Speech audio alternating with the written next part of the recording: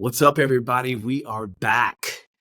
Now, you may have realized or noticed that it's been a few weeks since we've posted a podcast episode, and that's because we've been doing a lot of things behind the scenes, and there's so much that's happening in the world today in terms of entertainment, social media, and yeah, so we've got a lot of things to uncover, and Gordon and I want to share our opinions and our perspective on some of the things that have been happening. But I wanted to first give you a quick little update to let you know about some of the things that I've been doing and part of the reason why I've been so busy.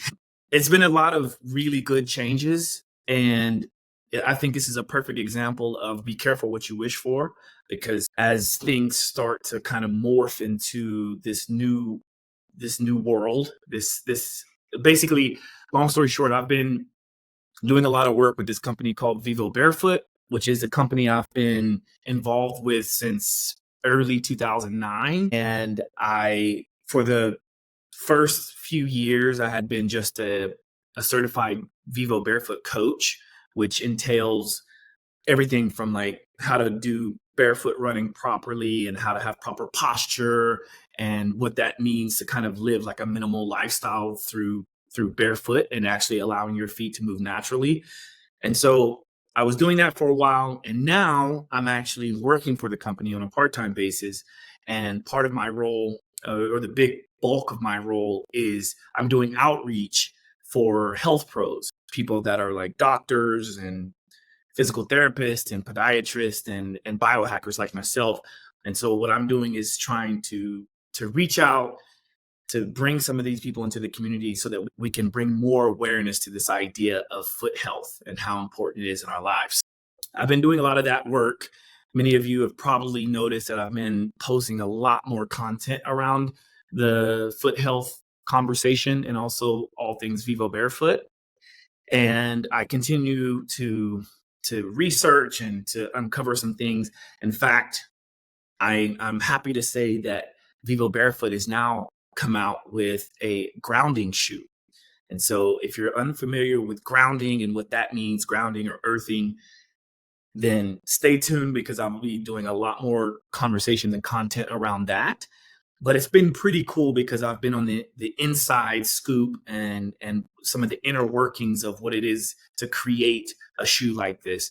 And so I've had the great fortune of being able to go out and test what it's like to reduce inflammation and to stabilize the electrical workings in our body, because we are electrical beings. And so that's been really fascinating. I've realized that there's a lot more to the conversation than what's been talked about. And then if you pair that with a natural shoe or a natural footwear company, then I think it's kind of like the best of both worlds. So we're going to be doing a lot of conversations around that. And I've been in and out of Toronto, which I'm currently in Toronto right now. And this week is going to wrap up my last bit of work here in Toronto. So I've been working with my buddy Oscar Isaac. Many of you know that I work with Oscar Isaac. He's a great friend. He's like a brother to me, and he's been working on a film here in Toronto. And I've been here since February, just kind of bouncing in and out. It's been quite fun. I really look forward to seeing some of this content when it comes out, because this is an incredible movie. Don't want to say too much about it right now, but I will say that for the first time in a long time, Oscar and I both realized that he finally has gotten to where he wants to be in terms of his body and his mentality, his mind. It's been really, really fascinating. So I actually just came back from set and I wanted to hop on. We were supposed to be doing a podcast with a doctor, and that kind of got pushed off and postponed. Gordon and I decided, well, let's do a SWTT reacts. So we're going to react to some of the things that have been happening in media right now. And if you have your hand on the pulse, your finger on the pulse, you probably already know what we're going to be talking about. Yeah, Gordon, you ready to jump into this? Yeah. Yeah. All right. So one of the first things I think we mentioned we want to talk about is something that's been in the news for quite some time, and that is this controversy or this idea around Diddy, right? Did he do it? Did he not do it? Yeah, did he done it? That's right. Did he do it? Did he done it? So let's start there. What is your take on all this, Gordon? So I kind of got in this late. We did an earlier episode, reacts around to Cat Williams coming on Club Shay Shay, and then I watched Monique later. And bottom line is, whether you come into this early or late, I have some friends who come into it sort of late themselves, and I briefed them. And at this point, it's pretty overwhelming to just say, Diddy is extremely exposed on a lot of levels. Obviously, a lot of people know now Miami. I think it was DHS. I forget who raided his exact homes, but it was heavy duty, heavily armored men coming in. And the most recent thing is the Cassie footage that is 5-6 so years older. It's past statute of limitations. 2016. Yeah. So, it's 8 years old, but bottom line is it's we kind of start pulling up here to show people some visual things. So when referring to that, this is the famous footage that just came out, and obviously censorship warning. A lot of people have already seen it, but clearly you see at this point that the true character he is, and I think that this is the larger, and this is kind of some harder stuff to watch, and you don't have to watch obviously, but I think it is kind of important also to watch it if you can handle it, because a lot of people are waking up to a lot of their idols being kind of exposed. Yeah, and I'm, we were joking about before we started rolling that, Cat Williams called this. He said this was going to be 2024 was going to be the year of exposure. I think he didn't just say that flippantly. I think he has a large body of evidence and receipts, as he says, about these going-ons. I said, I please call me to the court, put me in front of a judge, and I'll be happy to provide what I have, type thing. But at this point, clearly other authorities have taken things into their own hands. I think Diddy's one element, but another key thing we touched on that's important is Diddy the final cog in this sort of machine, or is he just one piece of a larger machine, essentially? And when you really dig into this, I really like to dive deep on things and follow the money and go as far deep as I can to the root of a lot of this.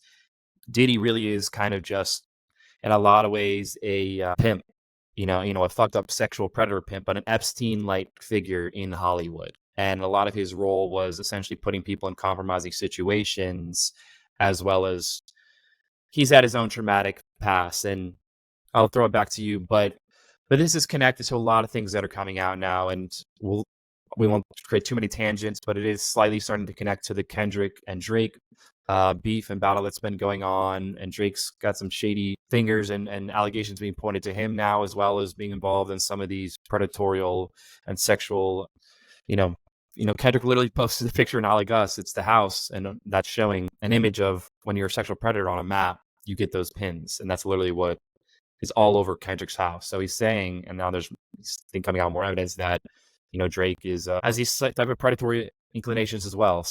Certain things are alleged, but yeah, go ahead. Okay. So here's my thoughts on so the clip that you showed with Diddy running down the hallway. You see Cassie is at the elevator door. Right. That one I feel like is important to touch on, even just for a moment, because people have probably seen that already. If you haven't seen it, we just showed it, so feel free to go back and watch it. It's definitely, be forewarned, because it's not something easy to see, especially when you see a larger man taking advantage of a smaller female. It's just gross, to be honest with you. But what I think is very, very important about that, or I should say, and what's very important about that is, imagine being in her shoes. So apparently, and this is, I can't verify this, but this is what was I guess came out as part of the case, is that Diddy had given her a black eye, right? So he must have hit her in some way, gave her a black eye, and then apparently he was intoxicated. She tries to sneak out, right? Because she's kind of done with it. She tries to sneak out, gets all the way to the elevator, waiting for the elevator to come. And then the next clip, you see Diddy running out in just a towel. Yeah. because he realized that she escaped, right? So that, I mean, that's wild. Now, and then imagine being Cassie. You think, okay, you're right there. You're seconds away from getting away, and then you get tackled and hit. And if you watch the video closely, he swings at her, pulls her down, and then tries to kick her and misses, and then he stomps on her. And Yeah. it's just like, And he whoa. drags her Yeah, and then by drags her her. hairs or her, you know, back to the room. I mean, and what's so, and I'll let you keep ripping, but what's so disturbing about all this when you really start to uncover this, and this is something that really, I don't want to get too macro here, but you really do. I've researched, you see there's case studies of this in politics and finance and all these power centers, and in a lot of these places where people are very much focused around ego and power and control. But so many people turned a blind eye to this, and so many other people like him for years, right? It's, you know, the Harvey Weinstein situation, it's the Bill Cosby situation, it's these, you know, once again, a lot of people don't want to believe it because of cognitive dissonance. They don't want it to be true psychologically, because then they have to accept that, like, you know, I looked up to this guy, I put him on a pedestal, I show my kids to him as an icon, you know, I listen to his songs and met my wife to it, whatever it is. But that is so important for whether it's your own personal health optimization or as a collective. We've got to be able to look at these things, process them, purge them, take accountability, and move forward, or else they will continue to happen. And so many people enable this because they just like, I don't want to lose my job, or like, I don't want to get uninvited to the cool kids party, and it's just like, we need courage, people, now more than ever, because we're at this pivotal point in these late stages where key people can step up to really affect the trajectory of us in a lot of ways. But that's why, I mean, I'll throw it back to you, but that's why I have so much respect for Cat Williams and Monique and Chappelle and these people who are being like, no, fuck this. I'm not going to go along with this. You know, whether it's wearing the dress or being a part of allowing yourself to be exploited by somebody more powerful than you to get a role or an album or whatever, you know, the carrot they dangle in front of you, it's fuck. And then in other situations, it's just straight up pure predatory exploitation, like a Justin Bieber situation with Diddy, you know, where you see the before and after video of him when he's a bright, innocent kid going to Diddy's house, and he's like, yeah, I'm going to spend time with Bieber. I got him this new car. I'm going to, you know, try to get conservatorship like I did with Usher. And then you hear Usher talking about his experience on Howard Stern and be like, yeah, I stayed at his house for like a couple summers in New York and some crazy shit went down. And like, Yep. and it's just like, dude, what the fuck? When you really, it's the thing that I think is worth mentioning is the Diddy is okay. Let me back up. So 50 Cent, we know 50 is sort of like arch nemesis with Diddy, 50. right? And so 50 is really great at trolling. You know, he's really good at putting things out there, similar to Cat Williams, but 50 has been doing this for a long time, right? Just follow his IG. yeah. Go to his IG, you'll see. And what's crazy is that people kind of think that he's joking and whatever, and then things come out, and it's like, whoa. And so I saw he posted the other day, 50 did, on his page. He said he put an image up like, I don't know who is running the sort of the PR campaign for Diddy, but this ain't it. And basically, it was a video of Diddy trying to apologize. Right. And what's crazy about that is like that whole thing is played out, bro. Like it's so played out because like, first of all, he doesn't even address Cassie. He doesn't. Right. And like, he's all about like, oh, this is bad for me and my image and this and that. And I'm like, you know, I'm trying to do better. But he doesn't even mention the fact that like Cassie has to also relive that. You know what I mean? Like she has to relive that. And, you know, what about her apology? What about, you know, all the things that she was saying? He was trying to make her look like she was crazy. Yet here it is. Which one is it? Is this his IG? Yeah. I don't know. I'm sure he didn't take it down. Giving people just a preview of his IG. I don't know which. Yeah, it should have been up there pretty recent. But anyway, long story short, you know, I think a lot of people have seen this. You've got the doc coming out. I mean, on Netflix. So that's the big thing here. A day ago. Oh, I watched the downfall of Diddy on Tubi. Did you watch that? No, I haven't seen that. Yeah, that's worth the watch. And again, I definitely want to state that I'm not a person that wants to be involved in kicking someone while they're down. However, as you pointed out, like this is something that we need to be aware of because these are things that are happening in the entertainment world in which I'm also a part of, right? I'm in a Right. part of this entertainment world. And if I felt or knew some of these things were going on, like in my world, I would feel compelled to have to say something or do something, especially after seeing all of this, because this is Yeah. wild what's going on. Yeah. I mean, it's hopefully the beginning of an unraveling of a lot of this. We'll give just some other quick, cool, well, not cool, but interesting insights into what's going on with as far as this subject and story matter. Um, Shout out to Trinity, YouTube channel. I love her stuff. She does a great job of breaking down like sort of the best sort of independent journalists and updates on various elements of this story. Um, a big person, we're just gonna, keep it real here, name names, but a big person involved in this is this guy named Lucien Grange, who's the CEO of Universal Music Group. He has been named in the Diddy lawsuit. He has been known to go to Diddy's parties and be a big part of the sponsorship. The allegations are that he and Diddy actually might have had a, consensual sexual relationship as well, allegedly. But bottom line is these parties, they're drugging attendees with bottles and Ciroc and tequila using his own vodka. I mean, just the level of depravity knows no bounds. Of course, they're going to always, allegedly dismiss these lawsuits. Candace Owens went deep on this. Then there's a big falling out between her and everything happening there. I mean, these are very powerful people we're talking about. I mean, this guy was literally getting knighted by Prince William. So it's Sir Lucian Grange.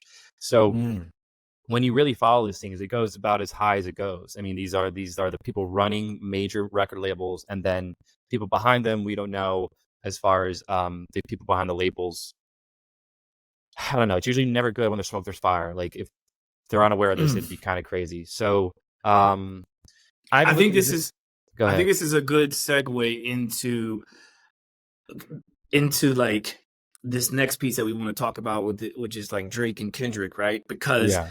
the two things that verge, so to speak, is that you don't really see a lot of high profile celebrities coming to the defense of Diddy, Mhm. nor do you see a lot of high profile artists coming to the aid of Drake. And I think that speaks volumes. I Oh yeah. think it says a lot because on the one hand, I think Diddy was able to get away with a lot of the stuff that he was doing because he apparently filmed everything. Yeah. So I think he has lots of people on record, right, on film, and I think he's been dangling that over their head, which is probably why they don't come out with anything. That's why they don't say anything. And then the whole thing with Drake, I don't know about that. I mean, I don't know why or how, but like it's really shocking that nobody is really defending him despite all of the collaborations and all the things he's done to help to kind of raise the name and the brand of other artists because he collabs a lot. But people aren't talking about him. They're not coming to his defense. No, I mean, and you have you heard Not Like Us yet? Yeah. Oh I yeah. mean, so it's, I mean, I was trying to pull up the lyrics here but bottom line though, I mean, yeah, like, we can't play because of copyright, but like, if you just look at the lyrics here, I mean, people remembering, go listen to the track. But bottom line, I mean, he's saying not like us because we're not sexual predators, we're not pedophiles. That's like the not like us is that's basically. Correct me if I'm wrong here, but basically saying like these people, Drake and others, but mainly he's calling out Drake, are into this weird stuff. I mean, basically they're into younger age women and younger age men. It's a power control thing. You know, who knows? I'm trying to understand the psychological side of it, but like this is going on. And two with Trinity, allegedly, but she really touches in on Jay-Z and his early relationship with, I believe, Aaliyah or Cassie, I forget who he dated, because it was Aaliyah or something, one of the artists early on. And he's just like, allegedly Jay-Z and Diddy, Jay-Z might be even higher up than Diddy, but playing a similar role. So like that's a a tougher one as far as like credence and evidence, but just watch Trinity, saying like there's some serious people involved. And once again, like how you see people react to them and distance themselves is a big part of it as you're talking to, and who comes to their age and whatnot. Right here's a key line though, just real quick while I'm showing the lyrics. Say Drake, I hear you like I'm young. You better not ever go to cell block 1, because we obviously know what happens to pedophiles in prison. So any bitch that talked to him, they loved hide your little sister from him. They tell me Chubb's the only one that gets your hands me downs and party at the party playing with his nose down. I don't know exactly, it's some insider thing, but I think it deals with this. Playing with his nose, I think that might be referring to either cocaine or facial reconstruction, because he was claiming that. Okay. And then Baca got a weird case. Well, I don't know that if you know that, but here it's incredible. Certified lover boy ? Certified pedophiles. So like, I mean, fucking, and so I mean, this shit. I've been on this shit for once I started down my journey like 5-10 years ago, but like this came across my radar and was, of course, at the time, like I was skeptical and everyone was like, this is conspiracy theory. Like, but this idea of like, is there an actual human trafficking network, that is connected to high levels, in various industries, and not to make this a left or right thing, because it should not be, but you watch like the film Sound of Freedom, or you follow the people involved with that organization and what they do to help free kids from human trafficking and sex trafficking. Like, it's a massive, huge industry that is very real, that exists on our planet, that is billions of dollars every year, that is just, it's like, once again, I know this is tough to maybe process and think that certain people involved with it, whether it's political positions or musical leaders or actors or whoever, but the reality is we have to accept this and move forward. And right now is the hardest part. I've already kind of processed it, I think, but for a lot of people, I get it. This is the hardest part, though. This is going to be the hardest part, where you're really like having to accept it and going through those, stages of grief, because, we don't want this to be true, but we also can't live in, naivety. We can't just, but we shouldn't turn a blind eye to some of the things. And of course, right, like, you can put your head in the sand and pretend like nothing is happening, but it affects all of us. I mean, it really does. It affects us in a major way. And I think once we start to process it a little bit more, it's a little bit more understandable to see why certain people may react to certain things in their own way. Yeah. Because you never really know what someone's dealing with, right? So like, many of us may have talked shit about Justin Bieber whenever he was going through his things, like, it's yet another young superstar who got lost in drugs. But now, do you feel the same way? Yeah, dude, that's a really good point. I mean, so many of these young childhood stars, Britney Spears, the I Love Amanda girl, Amanda Bynes, we know with Dan Snyder now, Nickelodeon. Like, once again, that's another thing that I had friends in the entertainment business, and I had other people tell me about this are pretty legitimate, but like, and having worked in LA, working on like commercials, digital commercials, and we'd sometimes do ones with kids for like toys and products, seeing how the parents would treat the kids, seeing how they care more about, their own treatment and where's her lunch and this kind of stuff, versus like, hey, it's a kid, let them live, and just, aren't you being you're treating them like an adult here? Just seeing those elements and just seeing the lack of like, once you watch, highly recommend everyone see Behind the, I think it's called the HBO series. About the Nickelodeon one? Yeah. Yeah, Quiet on Set. Quiet right? on Set. Yeah. Yeah, Quiet on Set. So what's interesting about that is, so I watched that, and I actually watched that while I was on set, which is kind of ironic. But what's interesting about that is, so depending on how old you are, whomever's watching this, I remember growing up being a huge fan of Nickelodeon, and I loved it, right? And what's crazy about that is, if you go back and look at some of the shows, and at least if you watch this documentary, they show clips of the different shows that they were producing, and all of them had these sexual undertones. Yeah.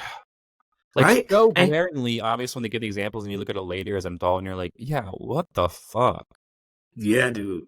Yeah, I was like, whoa, like who's it? Ariana Grande? Yeah, Remember? yeah. Like, Showing her I on the mean, she had, couch and like showing shots of like mayonnaise hitting her face, just like shit that was so overtly like, dude.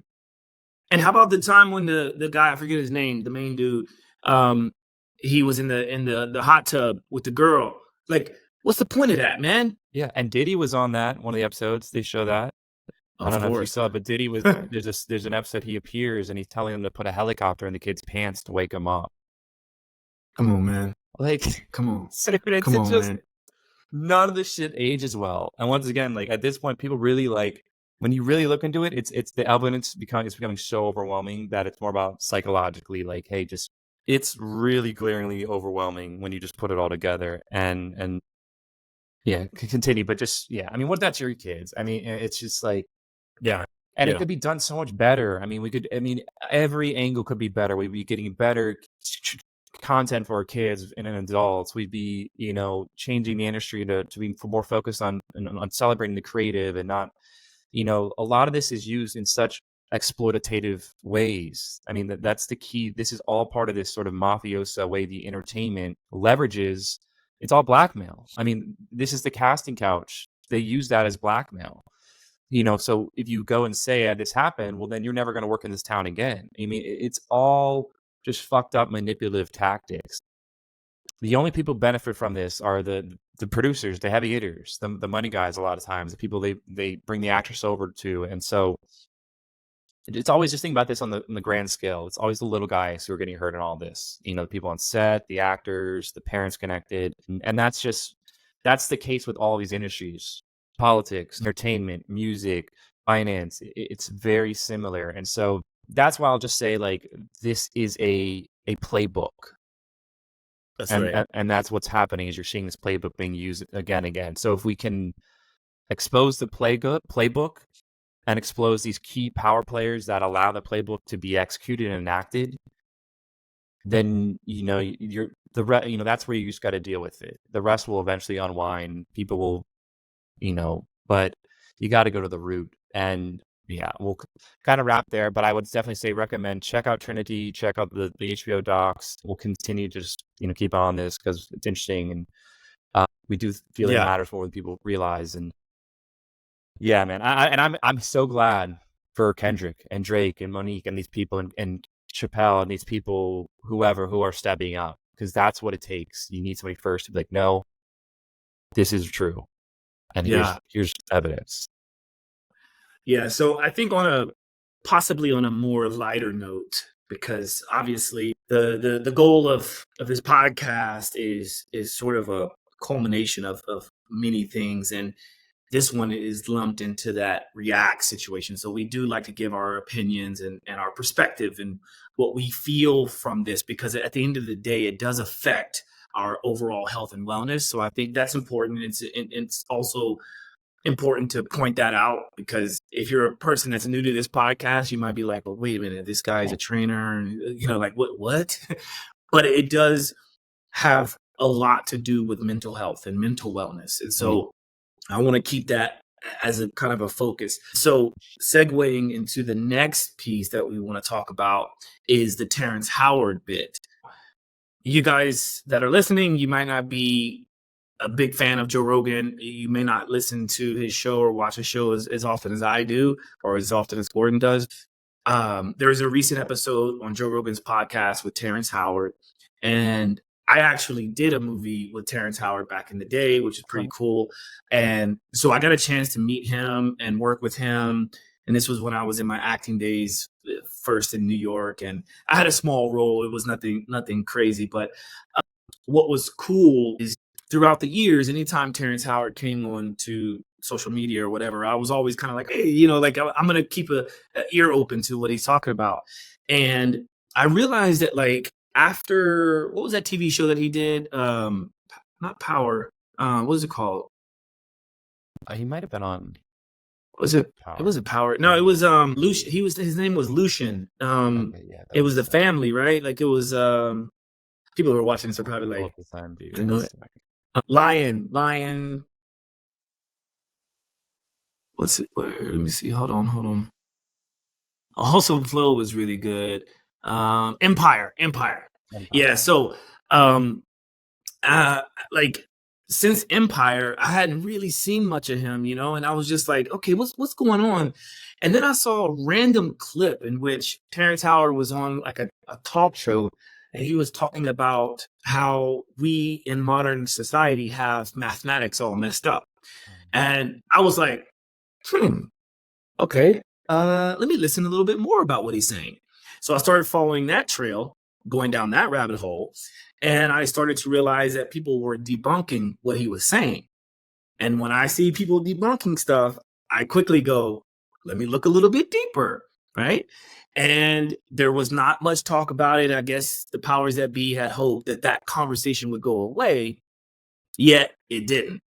And so like, you won't see him on many like mainstream podcasts because people just don't want to deal with it. But when he gets on Joe Rogan, he can kind of say whatever he wants to say. Come to find out, this dude has some very, very, very interesting thoughts and concepts. In fact, I think he has 98 patents, Yeah. 97 patents. Yeah. And what he's building and I mean, it's like just open your mind and watch that episode. I wouldn't even say just listen to the episode. I would say open your mind and watch that Joe Rogan episode with Terrence Howard. And I promise you, you'll probably do what I did, which I text you immediately. I wasn't even finished, right? But I text you and I said, this is literally blowing my mind. It's incredible, man. I mean, there's a great comment I saw. I don't think it was the episode, and I was like, this was the longest let him cook moment I've ever seen. Where he was just, no matter what you believe, he, like you said, that's what's beautiful about Rob Rogan is he was allowed to really speak his truth and give his 2 cents. And Rogan was generally interested and curious, and you never really know if Rogan believes you or not. But I mean, Rogan even kind of said it is like, if you're right, this has massive implications, Yeah. and they touch on a lot. From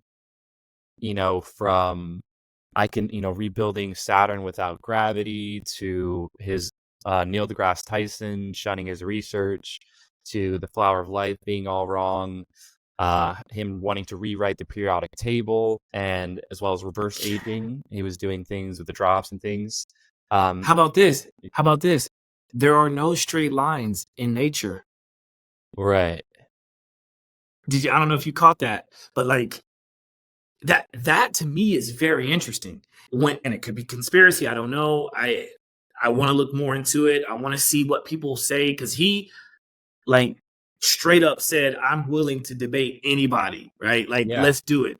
But he basically said that the straight lines were created to justify a cross. Right. Right. Yeah. And Yeah. so I'm sure because I'm trying to remember all the key things, but yeah, I mean, he makes his key case, and he's kind of touching on it here. The video we're showing with the Flower of Life, but essentially that because the church's influence at that time was so heavy, I guess on Newton, right? He said it was Isaac Newton, and when it was establishing Newtonian or Euclid, I'm trying to think of like Euclidean geometry, who was the first establishing linear geometry, I guess, right? It was what he had beef with. yeah. And I think he had issues with Newton, but it's a strong case. I mean, and I don't know enough about some of the technical side to be like, I don't know. And clearly, like, you can point to like, well, some of, clearly Newton and Einstein and these things do work though, as far as like practicality and pragmatics. Like, we can use them for, for all types of things. But so does his. Well, that's right. What thing. Well, okay, and that's the thing is like we haven't seen his version, and it's not like both versions couldn't maybe work, but his is maybe more closer to how the universe works, and ours is more synthetic, but it's a synthetic but works type thing. But what's unique about him that I do really find that I've done my own really deep dive on is Tesla, and when he speaks about Nikola Tesla and the ether, I really have always, and I've spoken with various people who have similar theories to his. It's called like the electric universe theory. It's kind of this idea that everything is just electromagnetics and there's no weak force or nuclear force. There's no gravity. It's really just all electric and magnetics, which is essentially what he's arguing, I believe. And those electromagnetics inform just specific geometries, and you can do a lot with that understanding. But I do think Tesla was very much onto something and way ahead of his time. And when you look at the history of John Piermont Morgan and the financiers who worked with him, clearly they did not like where it was going, where it was abundance of energy without the ability to really monetize and put a meter on it. So when Tesla says, think in terms of frequency, energy, and vibration, if you want to understand the secret to the universe, I think Howard's on that same path and picking up where he left off. And other zero point or free energy inventors have as well. And there's there's plenty of great documentaries that deal with looking at the history and research of what's called sort of zero point energy, basically pulling energy from the ether, which is what Tesla was talking about. And I think it was either Y Files. I think they did a recent one I highly recommend. It's a YouTube channel talking about this. I can pull up, but let me pull it up. But I'll throw it back to you, but there's so much history when you really look into this and suppression of these kind of things. So that I'm very in that camp that like, yeah, I strongly believe that happens and is happening. And they put national security patents on things when they have like solar panel cells that can do more than 20% retention, or hydrolysis that can allow cars to be powered by water, Tesla like inventions that use magnetics and what are called creating over unity, where more energy is created than put in. So I'll throw it back to you, but like this exists, but it's hard once again to prove it. And I can speak to like my brother works at Partner Energy, and I've had talks to him about this, but you talk to anybody in that world, they'll go, no, this is just bullshit. This conspiracy theory, this speculation, this doesn't exist, or else we'd have it. So go ahead. But I feel like that's what's limiting us, right? Yeah. From being able to do this is when and thank God for people like Joe Rogan to be able to allow these conversations to occur on such a huge platform that's bigger than any mainstream media, quote unquote, today. Yeah. And so that's why we're able to talk about it. That's why we're hearing this, right? And I didn't walk away saying Terrence Howard is a genius and he's absolutely right. I just walk away thinking I got more questions, right? Because I personally am a huge fan of PEMF, pulsed electromagnetic frequencies. I'm a huge fan of grounding and earthing, which basically helps to stabilize our electrical world, right? So when he starts talking about all that kind of stuff, I'm like, well, that's my world. I agree with that because it's true, right? Yeah. I can measure these things. It's not that like I'm a huge fan of people or like bringing up the question when someone asks me about data. I like to throw it back at them to say, sure, there is data, right, on these things, but are you asking me that to have confirmation bias as to why you won't believe in it? Or are you asking me because you truly want to know what the data is? Because if you feel like you can only use something when you have proper data, then what about the stool that you're sitting on? What about the microphone that you're using? What about the food that you're getting from the store? Did you research where that came from and how much crap that it has in it? Chances are no. But there's going to be certain things that a person will say, well, no, there's not enough data in there. Right. Well, like make it make sense, right? And that's what Terrence Howard is trying to do. Yeah. He's out there just saying, like, I've got these patents for a reason, like debunking the black hole theory. He's like, there is no void in this universe. There is no black hole, right? Yeah. Yeah. So you got this video up, which I thought this was interesting too. Yeah, I just putting this as visual in the background while you're talking. But yeah, I mean, that's what's impressive about him is he's putting his money where his mouth is. And that's what was impressive to me is, okay, this guy's really not, and that was kind of something I was going to hit on earlier is, these are all people walking the talk, whether you necessarily agree with them or anything, they are, authentic and chasing and trying to go for what they believe to be their truth and accurate and people exposing injustices on the conversation before, 50 Cent, Cowboys, these people are walking the talk who are not going along and enabling. And so kind of bringing that together too is why we highlighted them for people is we want to highlight people that are really trying to be interesting and innovators and authentic and have a high level of integrity and open-minded, in a lot of ways. But what's interesting about this topic with Terrence Howard is that it's only controversial because he is an actor, right? Yeah. If this was, this underground physicist from a different country or whatever, we would all be thinking like, he's onto something, right? Like he might be actually onto something. But this is from a, award-winning actor. People think, oh, stay in your lane, but he's not. He's walking his walk, walking his talk. You know what I mean? And that ties This is into incredible. this is a quick video just talking about how Neil deGrasse Tyson treated him before and after, right? So Terrence Howard does an event with Neil deGrasse Tyson, and I think he invited him. He invited him on his show or something. Yeah, right? he invites him on a show. He loves him. Oh, you're an actor. We're just talking about stuff that's in your world, in your lane. It's all lovey-dovey, schmoozing. And then Neil deGrasse, he sends over, he's like, I'm serious about my, basically unified field theory and my approach to physics. And I think I have sort of the answer. He thinks he has the unified field answer, which is like the holy grail in physics. And it's the theory that brings all forces together and explains basically how nature exists, how it's created, all that. So it's like, no one's done it yet, but it's what every physicist and everyone, like, it's the final holy grail. And so Howard sends over his unified field theory essentially based on electromagnetics and geometry and what he breaks down, and I don't know all the specific technical side, but I think he says Neil deGrasse then continues to he says something really disrespectful at first.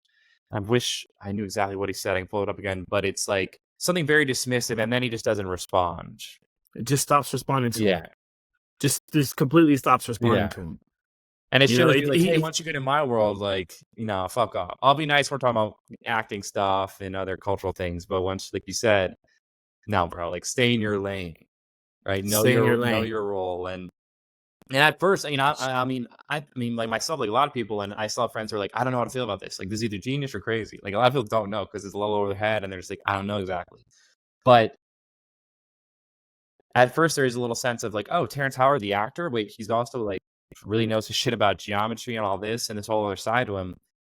But like Joe, like, if you listen and if you give him the time and you actually have an open mind, you're like, well, this guy is really fucking pretty well versed on a lot of these concepts from what I know. And he's dropping names and dates that I'm pretty somewhat versed on. Heisenberg, all those people. He's dropping specific like early quantum like physics, like key people where I'm like, all right, it sounds pretty legit, and clearly he can get fact checked if it's bullshit. And then he's talking about how much money he spent on it and how he's actually created these patents, and he's created these this company that's recreated the simulation, and he's working with high level physicists and people who agree with him on this theory but have the mathematics and background. So it's not just him; he's got a team of people who know their shit, who's helping bring his conceptual side to match sort of the technical side. Like, I don't know all the ins and outs of like the other one, like where he's recreating Saturn, but like if this is like it's legit, and he's showing Joe that's amazing Saturn, like, and then it's matching current NASA photolights with a hexagon on the top and everything. This is the simulation kind of thing. It is like, that's pretty fucking impressive. I mean, well, what's I think most impressive about that, yes, it's cool. Like what you're showing now on the screen is that, like, they showed that it basically recreated Saturn, almost, like apples to apples. And what's also, I think, the undertones behind all that is that proves this idea that it's not energy from the core going outward, right? It's energy from the outside coming, like the torus imploding in on itself, right? And so, and he explains it in a way that I thought made a lot of sense to me, which we think that the universe is like infinite. If you take the ocean, for instance, right, and everybody that's been to the ocean, they know that when a wave, like if there's a ripple that's created, those ripples go out until it hits something and then comes back in. Right. And that's what he explains as what's happening to all the planets, to all the stars, right? And so, and this is the flower of life. I mean, this is when, for people out there who are familiar and have done their research on Eastern and ancient and esoteric concepts and principles, this has been talked about for thousands of years. It's this idea of the toroidal pattern, the flower of life. It's this ancient geometric pattern that, as Terrence is proving mathematically and through physics simulations, matches. This is the pattern that matches how they can pull off these simulations correctly, right? To where it is the same size and everything as Saturn. And And this has been talked about for thousands of years as essentially what's occurring in the human body and so many, things around us in nature. It's this energy flowing from the outward, as you see here, and then flowing down and then coming out. And of course, it looks very similar to what a lot of people think of as a black hole. So it's... He basically was saying where the two vortices meet is what other people are considering to be a black hole, but it's not. It's just where the two vortices meet. Right. And the universe is absolutely, completely, and we know this now, but full of energy. And I mean, there's just so many things when people really understand current neuroscience and quantum physics. People don't really fully understand the implications of this shit yet. And I'm not trying to like overly reduce it or overly exaggerate it to make it like match some bias of like some new age thing, because you'll see that sometimes happen. But like, no, just like on its face, like understanding that 99.99999% of reality is actually empty space. But that space is what we're seeing now with 0 point energy. It's actually full of energy. You can pull from literally what we think is just nothingness around us, but it's actually teeming with energy. And that's what Tesla knew. That's what Terrence is pointing to. And that same force is what actually creates suns, and these suns then create planets. And as he was saying in his theory that, as Mercury is the most closest, or believe closest, like certain planets, as they get farther and farther away from the sun, then create the conditions for life to be created. Sort of this habitable zone, as we call the Goldilocks zone, right? It's not too hot, it's not too cold, but it has the right conditions for life to be created. Now you go ahead. Yeah. But just over the grand scale of our universe, you think of that in a time lapse, like you're seeing a plant time lapse, and it's moving and it's going. That's the same thing that's happening. We just see things and think so much in anthropomorphic terms, in terms of a human, but the universe, and if you believe there's intelligent design going on here, it doesn't think from the eyes of us. We actually have an extremely, extremely minuscule perspective and view on just, like he talked about, the electromagnetic spectrum. We only see a minuscule amount of it. And these concepts, we just throw labels on, like dark energy and dark matter. We don't really fucking know what they are.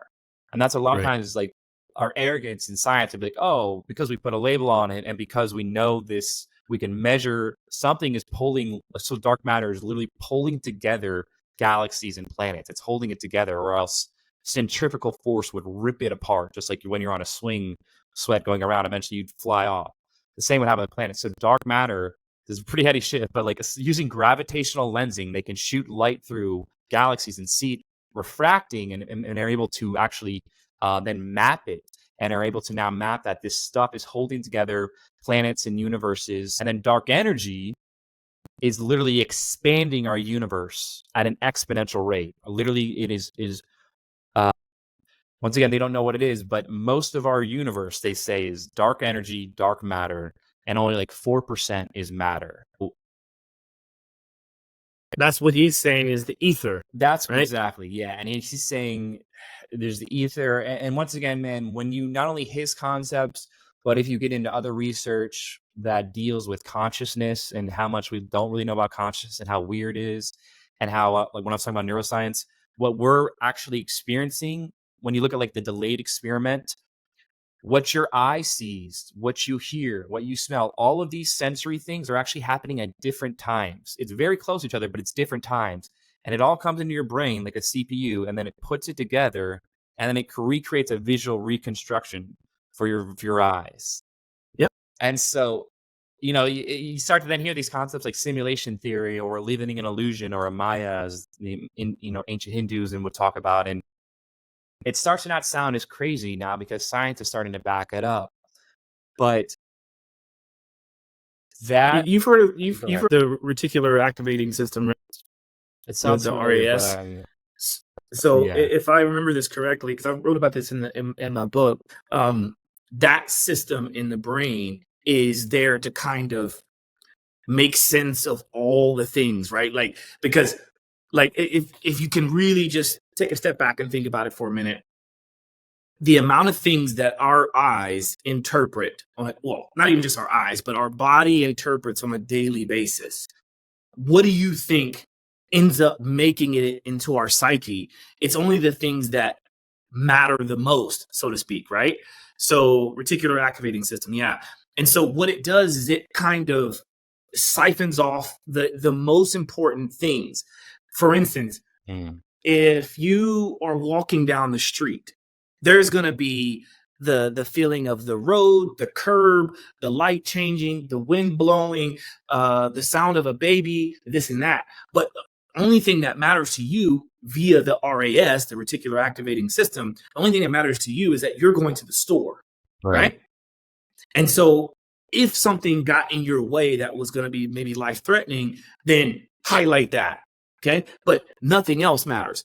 Now, somebody might call you while you're at the store. Maybe you went to go to a restaurant, you sat down, they might say, hey, bro, I saw you on the street. And you'd be like, really? And then it's like, oh, yeah, you were the person I saw you waving, but I didn't know that. Well, that now is like a re-download of that information because it was all there. It was all part of your reality. But the only things that matter is what the RAS system is actually allowing you to see. And so that, could be a good thing or it could be a bad thing. Because if we're experiencing everything all at once, it'd be way too overwhelming. Is that based off of thousands of years of our, primitive programming as hunter-gatherers, to where you focus on what matters the most, and then if there's a saber-toothed tiger or something, and it makes complete sense, and you see how much it's been hijacked. That's what I'm getting at. Right. That's what I'm getting at. Because, but it's also by design, though, right? Because we would go crazy or go genius if we knew the alternative, or if we could experience the alternative. It's way too much for us to try to sit there and experience all that in one day. So this is why you see sometimes people who are like really in their lane, they stay in their labs, they do this and that. They're not what do you call it? Like tapping into the RAS as much as someone else who's just living life. And I'm curious, not to get too sidetracked, is there any correlation between like certain like schizophrenic or mental health issues that is their reticular activating system affected? So like they get more bandwidth than maybe I don't know. That'd be it is affected. To be totally honest with you, I don't know how it's affected, and maybe it's affected differently for every person, but it does get affected for sure. For sure. But it makes complete sense. I mean, and when you look at now, like social media or the battle over engagement and getting people's attention, a lot of that is sort of the battle over getting the reticular activating system, their RAS, getting that, like breaking news or a red dot or this sound. It's all these triggers to get you to sort of enter that fight or flight mode to be like, okay, I need to focus on this. Like this is life or death. When really it's like, no, it's fucking not. You're being lied to think that you're getting hijacked, you're getting hacked. They're using dopamine, they're using these fear hacks that they've, had shit ton of money spent on. We know with the social dilemma, like it's been proven out, like, no, we knew about this. We knew how to hack it. We work with experts in Las Vegas and gambling. We work with neuroscience experts to be like, how do we get their engagement? And a lot of it's just this false sense of, immediately feeling like you need to pay attention to this. Well, I think this is why the powers that be don't want us to get involved in psychedelics. Right. Because psychedelics helps to kind of clear that slate. Right. Why is it that for the majority of people that take, certain psychedelics and certain substances, they experience similar things? Now, the conspiracy theorists out there would say, well, because there's enough of these stories that are out there so that, we hear these stories, or we feel these images, and we hear about these experiences from other people, and that's why it's in our conscious now, and that's why we're thinking that. Okay, sure, maybe. I won't say that that's not totally true. But when you can then say, okay, what about a person who lives in the jungle of the Amazon or in the deserts of Africa, and you have similar imagery to a person that lives in America, in New York City, upstate, like, how is it that we have similar imagery?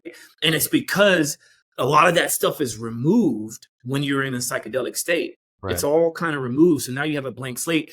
And one of the things that Terrence Howard said, and I loved him for saying this, is that we are all connected. Yeah. We are all one. He's definitely done psychedelics.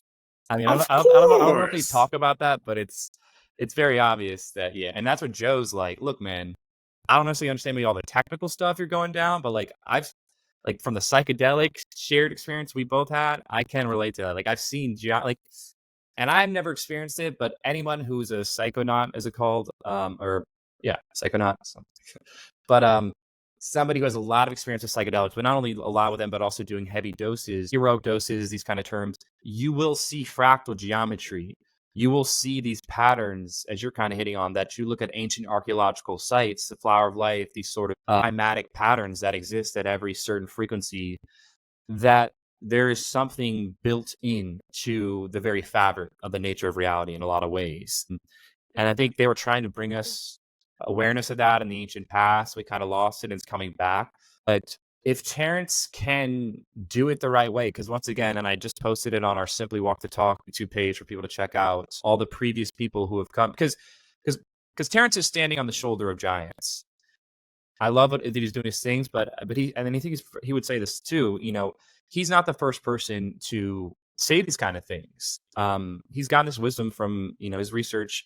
And if you scroll down to the bottom page, Killer Patterns and Secret Technology, this Y-Files, which is a great YouTube channel, they really go into the whole history of all the various people that have existed in the past and the various inventions. And they do a great job of really bringing you the receipts and the research of footage, of patents, of all the things you'd want to see to verify that these people were legit, that they did exist and their machines did exist. And so at this point, this is something that, you know, I hope Terrence stays safe. When you really look at the stuff seriously, this is a multi-trillion-dollar industry you're threatening. And you're threatening the very foundations of science, but really more so you're threatening massive, massive economic interests who like the way things currently are done, petroleum-based propulsion, all these kind of things. And, you know, we'll leave it a little sizzler here. Whenever we get back on another interesting UFO update and things, this ties into that as well, and is why this is classified higher than nuclear weapons as the highest thing. These sort of the implications of what he's saying, of what they can mean for inventions and technology and basically abundant energy.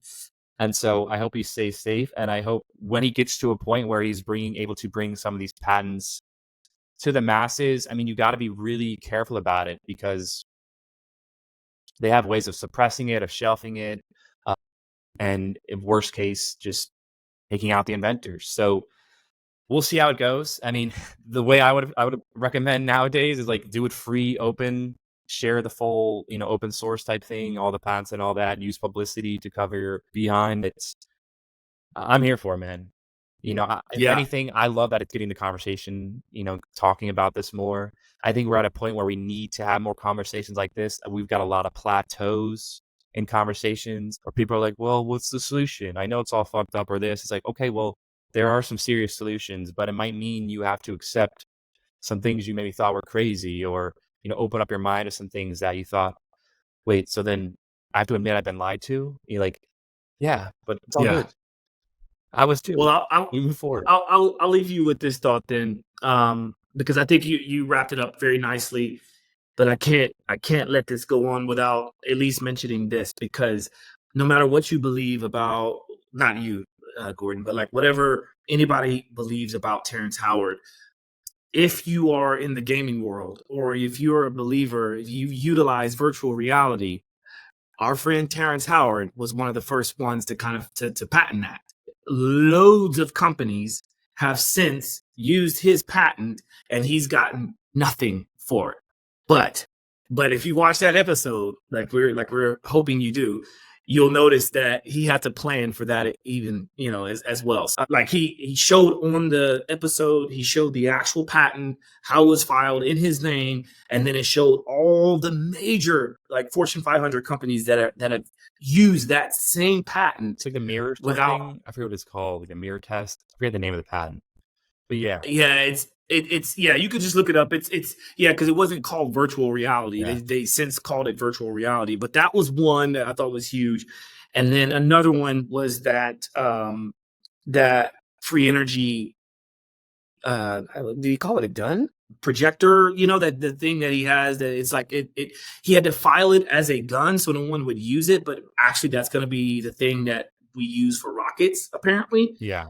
Again, like that. that is fascinating. And then there's one final piece that I'll talk about. If you watch the episode, he shows how he added light to this thing that he created. I forget what he calls it. He calls it the is it called the Linux or the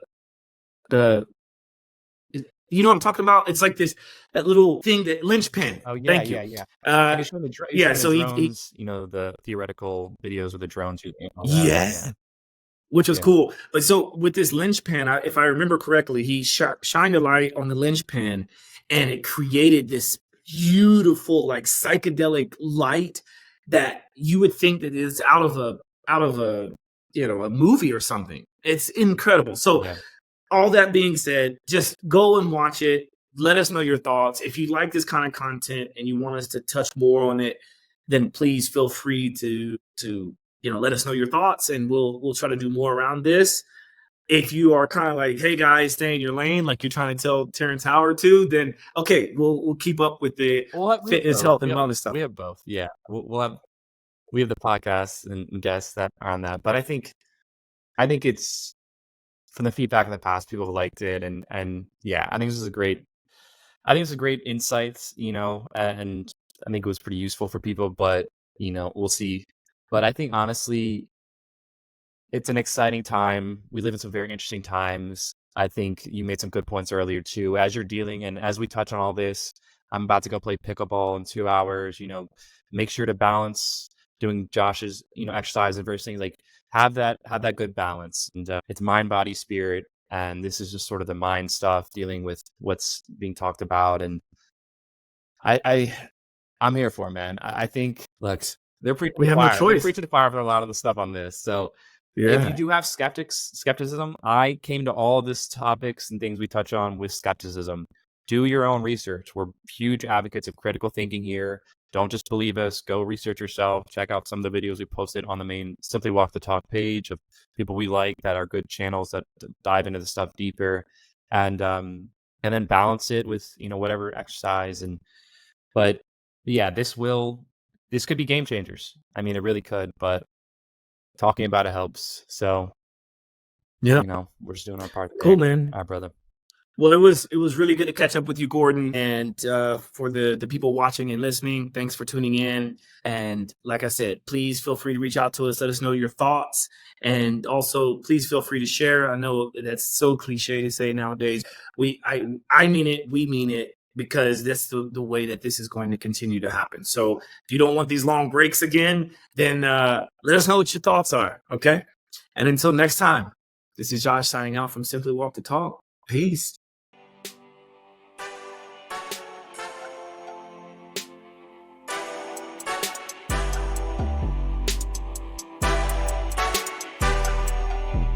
Simply walk the talk.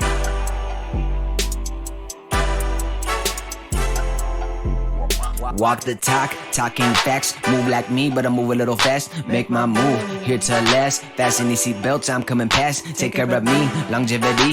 Hack my biology, better believe. Walking the talk, soul, mind, and body connected. Better come give us a listen.